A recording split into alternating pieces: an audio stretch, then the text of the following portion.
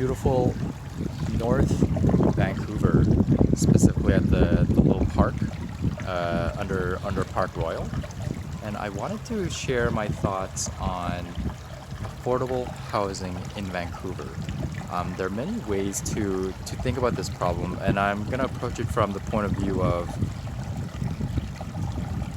someone who feels that we should be doing things that we can change and not working on the things that we can't change.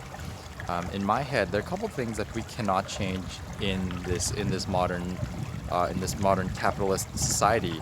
We can't stop the value of land from going up. I don't think that's something that anyone should be trying to fight. We definitely shouldn't. I don't think we should be necessarily encouraging it to skyrocket because I think it encourages bad money. But I don't think we should be stopping the cost of land from going up. But then what do we do about people who cannot afford rent?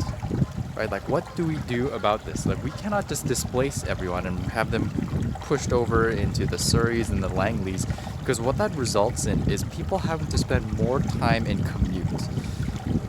I grew up in a family of poverty, and we never owned a car. To this day, actually, no one in our family owns a car. And we grew up in Richmond. At the time, the only bus line we had access to was the 410, and it didn't come that often. And then at around when I was in grade 8, I actually moved back to Korea, and then I came back here about a year and a half later. It was the city was pretty different, and what I learned is that the 410 410 service actually increased greatly, along with the 403, which was in my new neighborhood. There was a Canada line. Essentially, everything was great, and I was able to get around in way less time than I needed before.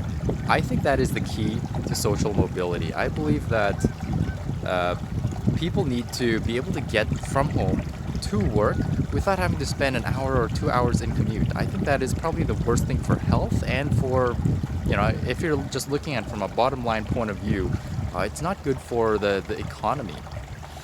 We want more people doing more productive things.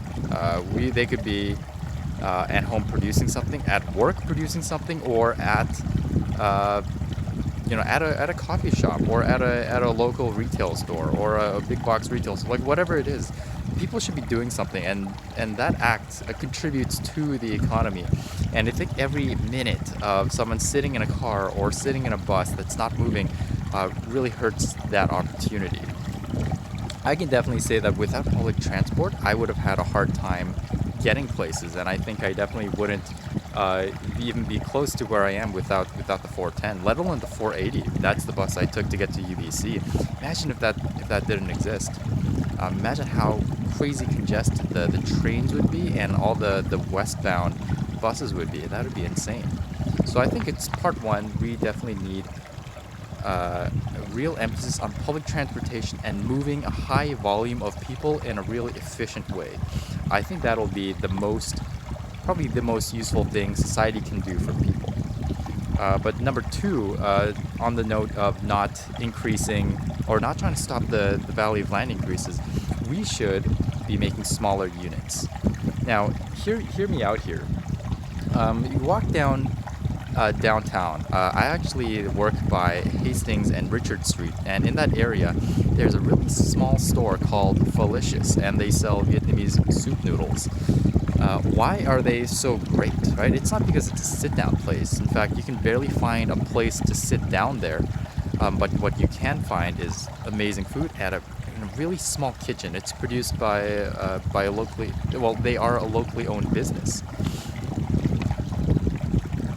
Their space is so tiny, and I imagine that's a big reason why they were able to stay alive for so long, because they can afford the rent, and then they can be innovative with the use of room, with the use of their square feet.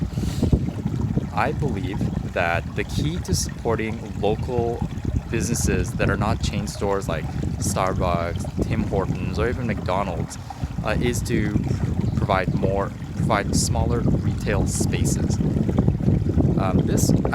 I believe that a lot of the new retail spaces, especially in the cool mixed zoning buildings that are showing up, are too big.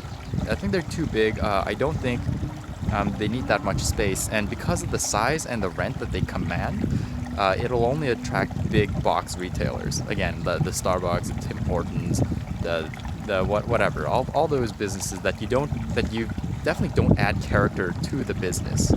You know, I think if the smaller the units are, the more affordable the. Actually, I think the same goes for residential units as well. I think the push for Vancouver to have more family-oriented homes is misguided.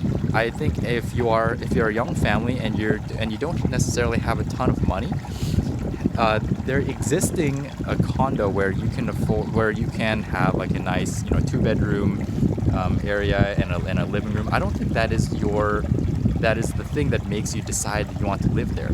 I think it's just down to the money. I think in most cases for normal citizens without a ton of money, it just comes down to the money. And if you had a choice between, let's say, a 1 bedroom or even or what do you call those? Or even a studio.